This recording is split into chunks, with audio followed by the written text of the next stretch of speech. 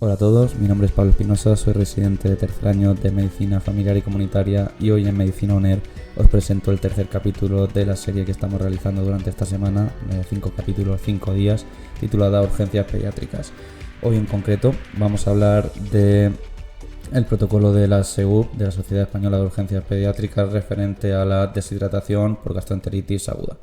Como siempre en estos protocolos comenzamos por la evaluación del paciente según el triángulo de evaluación pediátrica, que si tiene alguno de los lados alterados y es anormal notará el diagnóstico del sindrómico de shock descompensado o fallo cardiorrespiratorio, y si no, nos hablará de un paciente estable o con un shock que está compensado.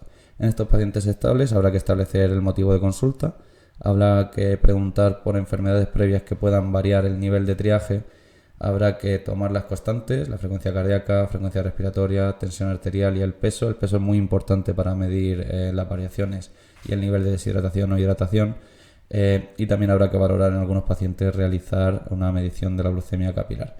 En el triaje avanzado incluso se puede comenzar la rehidratación oral en pacientes seleccionados.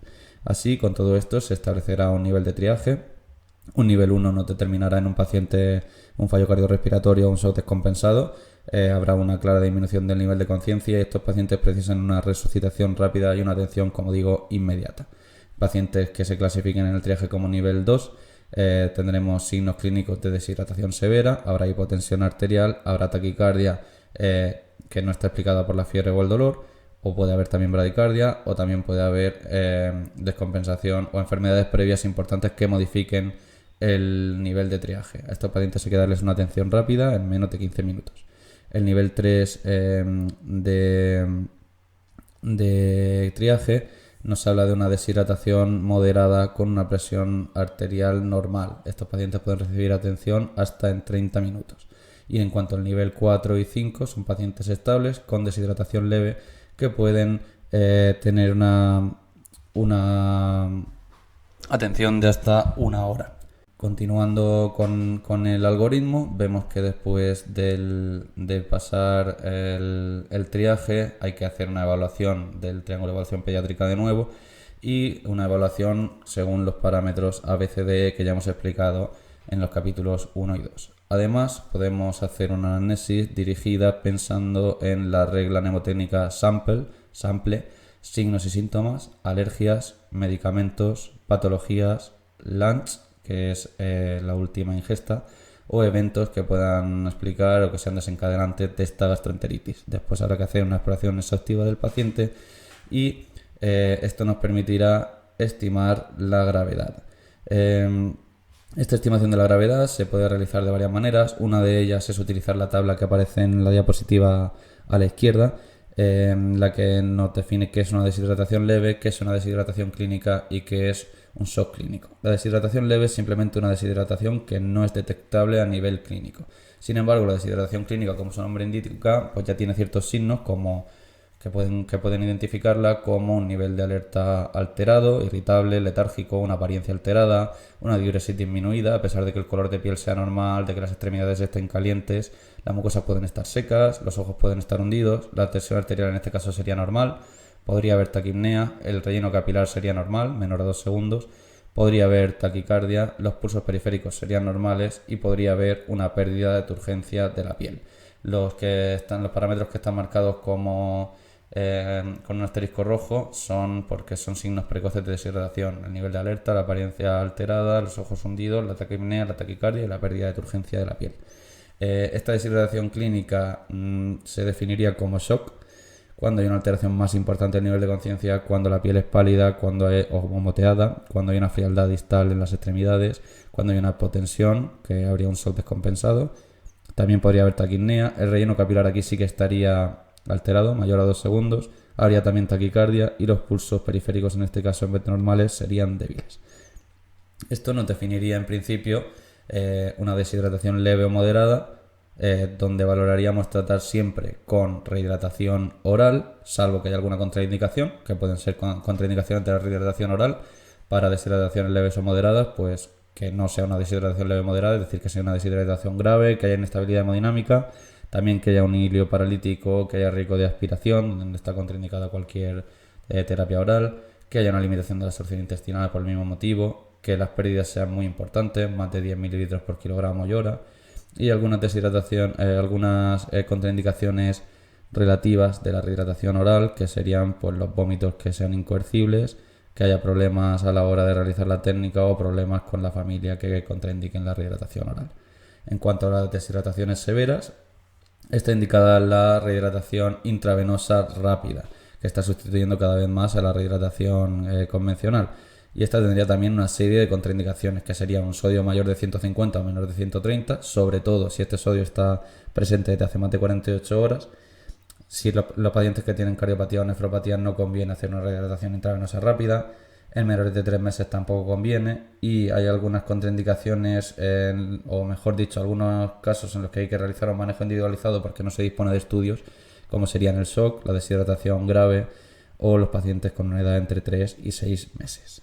Sin embargo, todo esto se debe sumar siempre a una cualidad de los niños que es fundamental para medir, como digo, el nivel de deshidratación o hidratación, que es la pérdida aguda de peso, ya que esta pérdida aguda de peso es el mejor indicativo de la pérdida de líquido. Continuando después de la estimación de la gravedad, pues haríamos una estimación clínica o analítica del déficit de agua, después una estimación clínica o analítica del déficit de sodio, y consideraríamos además también otras alteraciones iónicas, lo cual es muy importante para definir el tipo de rehidratación que vamos a poner, sobre todo qué debe contener el suero que vamos a utilizar, como son la alteración de la glucemia, del potasio, del cloro o del calcio en sangre. Así, según la estimación clínica o analítica del déficit de sodio, tenemos deshidrataciones que consideramos isonatrémicas o hiponatrémicas con un sodio mayor de 130 y sin síntomas, que trataremos como hemos comentado, según si son severas o leves moderadas, como hemos dicho en la diapositiva previa. Pero después tenemos algunas singularidades, por ejemplo la hiponatremia sintomática con un sodio plasmático menor de 125. En estos pacientes hay que dar suero salino hipertónico al 3% a una cantidad de 2 a 5 mililitros por kilogramo con un máximo de 100, con bolos, hasta que remitan los síntomas. También en hiponatremias que sean asintomáticas pero que sean moderadas o graves, tenemos que valorar la rehidratación intravenosa convencional con correcciones que sean menores a 0,5 milicavalentes litro hora. Es decir, no se puede subir el sodio más de 0,5 milicavalentes por litro cada hora, y al día no se puede subir más de 10-12 miliequivalentes en estas hiponatremias. En cuanto a las hipernatremias, se dará suero de rehidratación oral no hiposódico o rehidratación intravenosa clásica. En deshidrataciones leves o moderadas que sean poco sintomáticas, se dará un suero de rehidratación oral con 60-90 milicavalentes de sodio. En cuanto a la rehidratación intravenosa clásica o tradicional, de la que ahora hablaremos, se dará un suero salino fisiológico al 0,9%, al que se le podrá sumar glucosa y también milicavalentes de potasio. En hipernatremias, en los que se tiene que corregir la deshidratación, haremos una corrección lenta siempre. 48 horas en las deshidrataciones moderadas, 72 horas en las deshidrataciones graves con un sodio mayor de 170, o 72 horas también en las deshidrataciones graves crónicas, más de 48 horas. Lo máximo que se puede modificar el sodio es 0,5 milicavalentes por litro hora, y también, de nuevo, como en la hiponatremia, no se puede modificar más de 12 milicavalentes al litro en 24 horas. Volviendo a la estimación clínica y analítica del déficit de agua, es decir, si tenemos una deshidratación isonatrémica o hiponatrémica mayor de 130 y sin síntomas, estableceremos si es leve, moderada o severa, como ya hemos dicho. En la severa daremos rehidratación intravenosa rápida, que consiste en aportar suero salino fisiológico a 0,9% o plasmalite a una dosis a un volumen de 20 mililitros por kilogramo y hora, de 1 a 4 horas. Máximo cantidad que se puede dar son 700 mililitros. Eso sería la pauta de rehidratación intravenosa rápida que se debe dar en estos casos, a no ser que haya contraindicaciones. En deshidrataciones leves moderadas, como hemos dicho, se dará rehidratación oral, a no ser que esté contraindicada. Si no está contraindicada, suero de rehidratación oral, en deshidrataciones leves de 30 a 50 mililitros por kilogramo y en deshidrataciones moderadas de 50 a 100 mililitros por kilogramo. En presencia de vómitos daremos cantidades más pequeñas cada 3-5 minutos y si aún así no se tolera, se puede asociar ondansetron oral a una dosis de 0,15 miligramos por kilogramo con un máximo de 8 miligramos. En pacientes que tengan contraindicada la rehidratación oral, con una deshidratación leve moderada, se pondrá una vía y se sacará una analítica con bioquímica, gasometría y en la que calcularemos el anion gap. En estos pacientes, si está contraindicada la rehidratación intravenosa rápida, se hará un manejo y si no, otro. Si está contraindicada, se hará la rehidratación convencional según el sodio, como hemos visto en la parte derecha del esquema, que tiene una serie de consideraciones. Bueno, pues como digo, se establecerá si está contraindicada la rehidratación intravenosa rápida o si persiste la situación de excesivas pérdidas, imposibilitando la rehidratación oral, o si hay deshidratación tras las 2-4 horas de rehidratación intravenosa rápida. ¿Qué tipo de suero se da?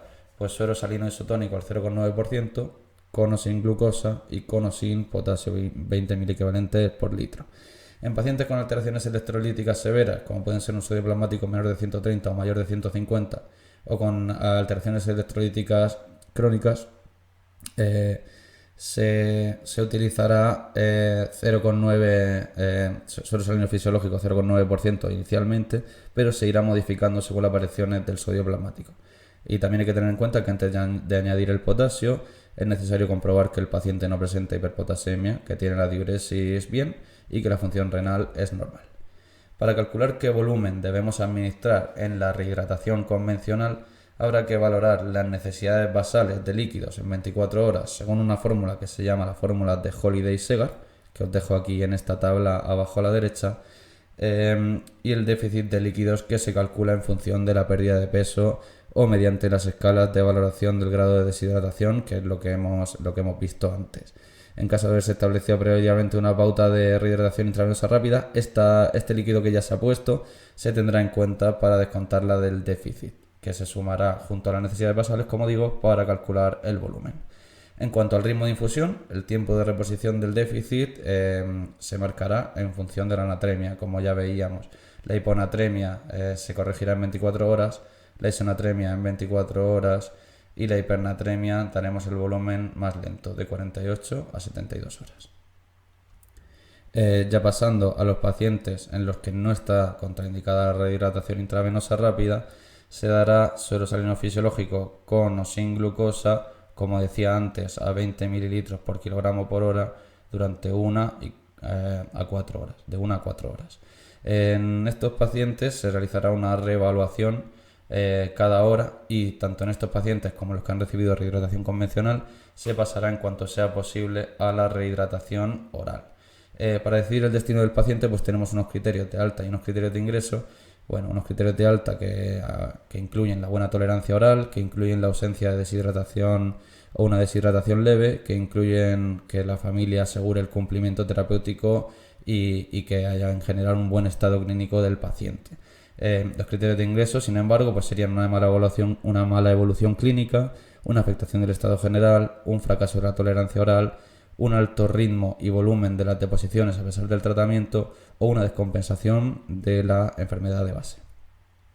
Esta clase quizás ha sido la más densa de las 3 que llevamos y probablemente sea la más densa de las 5 que vamos a dar, por lo que estos puntos clave me parece que son fundamentales. Así hay que saber que la deshidratación está causada por una pérdida de agua y electrolitos, con o sin disminución de la ingesta, y que puede presentar un compromiso circulatorio variable. La etiología más frecuente son las pérdidas gastrointestinales por procesos infecciosos, en las cuales la rehidratación oral es de elección, porque es más fisiológica, porque es más económica y porque da un menor número de complicaciones. En el tratamiento intravenoso se utilizan pautas de rehidratación rápidas, porque se compensa al paciente en pocas horas, porque se restaura la volemia y se recupera al paciente de manera muy rápida. En deshidrataciones graves asociadas al shock, lo que prima es restaurar el volumen intravascular de manera precoz y hay que tener en cuenta, como decía siempre, las alteraciones electrolíticas. También hay que tener en cuenta que en administraciones prolongadas de líquidos intravenosos hay que realizar controles de peso para valorar el estado de hidratación, de diuresis y de electrolitos. También controles de diuresis y electrolíticos. Y hay que valorar siempre signos de sobrecarga de volumen. Y esto ha sido todo. Muchísimas gracias por la atención. Seguimos mañana con más capítulos de urgencias pediátricas. Espero que os estén siendo útiles y podéis seguirnos en nuestros canales de Spotify y YouTube, así como en nuestra cuenta de Instagram para estar al día de todas las novedades de medicina oral. Muchísimas gracias y nos vemos mañana.